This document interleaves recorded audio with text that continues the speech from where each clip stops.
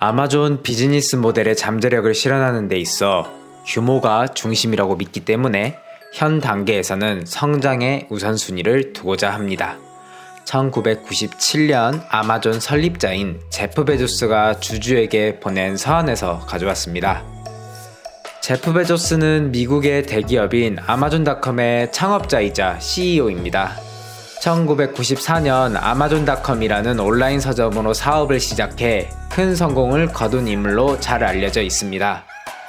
특히 2020년 9월을 기준으로 재산이 1940억 달러, 한화로 약 230조 원으로 세계에서 가장 재산이 많은 사람으로 유명합니다. 창업 당시 그는 30살의 청년이었고 결혼한 지 1년 된 가장이었습니다. 그런 상황에서 아내에게 직장을 그만두고 인터넷 비즈니스에 뛰어들겠다고 말했습니다. 그는 당시 신생금융기업의 수석 부사장이었는데도 말이죠. 지금이야 온라인 서점이 보편적이지만 당시에는 성공 가능성이 거의 없다는 평가도 있었습니다.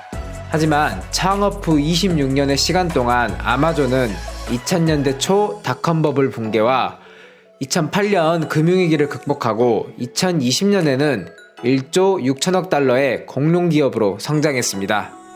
과연 무엇이 이토록 어마어마한 성장을 가져온 것일까요? 책 베조스 레터에서는 아마존의 성공 비결은 실험과 발명을 장려하는 기업 문화라고 설명하고 있습니다. 아마존의 성공 기업 문화는 제프 베조스가 매년 언급한다는 바로 이것에 집약되어 있는데요. 여기서 이것이란 1997년 첫 번째 베조스 레터입니다.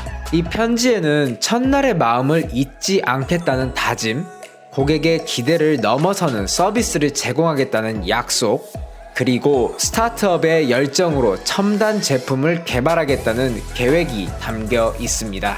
제프 베조스는 초심을 잃지 말자는 데이원을 경영 철학으로 내세우면서 매년 1997년의 편지를 첨부하고 있습니다. 왜 그는 매년 1997년의 편지를 언급하는 것일까요? 그 이유는 세 가지가 있습니다. 우선 첫 번째로 1997년 베조스 레터의 핵심은 장기적인 목표에 집중하겠다는 약속이었기 때문입니다. 빠른 수익을 거두는 것보다 자랑스러운 기업을 만드는 게 중요하다고 본 것이죠. 여러분이 기업의 경영자라면 앞으로 3년, 7년, 10년, 심지어 100년 후에 더 대단해질 회사를 만들기 위해 어떤 결정을 내리실 건가요? 아마존은 지속 가능한 시장 영역을 구축하면서 한편으로 브랜드 가치 및 인프라를 확장하기 위해 여전히 적극적인 투자를 하고 있습니다. 아마존의 미래에 대한 투자는 그 규모뿐만 아니라 그 방향에서도 가히 혁신적이라고 할 수 있는데요. 대표적으로 최근 일반에게 공개된 무인 상점 아마존고, 드론과 비행선을 통한 무인 배송 시스템, 마치 페덱스나 UPS와 같은 물류회사의 배송 서비스를 계획 중이며 아마존 프라임 고객을 대상으로 식료품 및 신선식품을 받아볼 수 있는 아마존 프레쉬를 출시했습니다. 이러한 아마존의 혁신적인 움직임은 고객 중심적 사고에 기반을 두고 있기에 가능한 것입니다. 단기적인 수익보다 장기적으로 고객에게 필요한 서비스를 제공하는 것이죠. 편지를 언급하는 이유 두 번째는 베조스는 성공적이고 지속가능한 비즈니스를 구축하기 위한 스타트업의 필수 요소를 밝히고 있기 때문입니다. 이것은 고객에게 집착하고 고객을 위해 끊임없이 발명하는 것이었습니다. 이것이 바로 그가 데이원이라고 부르는 사업의 성공 요소였습니다. 사업을 시작한 첫날의 집중력과 열정을 계속해서 유지하는 것은 상당히 피곤한 일일 것입니다. 하지만 베조스는 첫날의 마음가짐을 잃고 데이 2로 넘어가게 되는 순간 쇠락의 길로 접어든다고 말합니다. 첫날의 마음가짐을 지키기 위해서는 고객의 소중함을 항상 기억하고 의사 결정을 가속화하는 것입니다. 데이 2를 피하는 유일한 방법은 Forever Day 1이라고 믿고 행동하는 것입니다.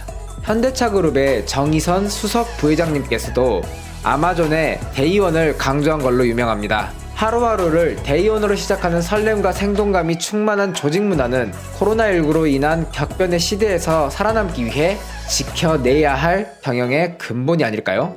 창업 당시에 건강한 조직 문화를 유지하는 일이 지속 가능한 비즈니스를 구축하는 핵심인 것입니다. 마지막으로 제프 베조스는 1997년의 편지를 통해서 비즈니스의 위험이 항상 존재한다는 점을 밝히고 싶었기 때문입니다. 성장의 어려움, 실행의 위험성, 제품이나 서비스의 실패 가능성, 지역적 확장의 위험 요소 등 빠른 성장은 위험으로 가득 차 있기 마련입니다. 그러나 제프 베조스는 목표를 달성하기 위해 위험을 전략적으로 활용해 왔습니다. 예를 들어 아마존의 마켓플레이스 그리고 아마존 프라임과 같은 지금의 아마존을 대표하는 서비스들이 모두 부정적인 전망과 실패 과정을 극복하고 오늘날 큰 성장을 이루는 계기가 되었습니다. 위험과 성장 사이에는 많은 사람들이 간과하는 중요한 연결고리가 있습니다. 비즈니스의 성공과 실패를 위험이라는 새로운 관점으로 바라보면 위험은 매우 긍정적인 힘을 가집니다. 도전하는 마음으로 꾸준히 혁신하는 것이 아마존의 데이원 경영 철학입니다. 이처럼 아마존닷컴의 성공 비결은 1997년 주주들에게 보낸 첫 번째 편지에 들어있었습니다. 그렇기에 시간이 흘러도 베조스 레터의 마지막 문장은 다음과 같이 동일합니다. 항상 그랬듯이 1997년 베조스 레터 사본을 첨부합니다. 언제나 첫날의 마음가짐을 잊지 않겠습니다. 2019년 베조스 레터에서 가져왔습니다.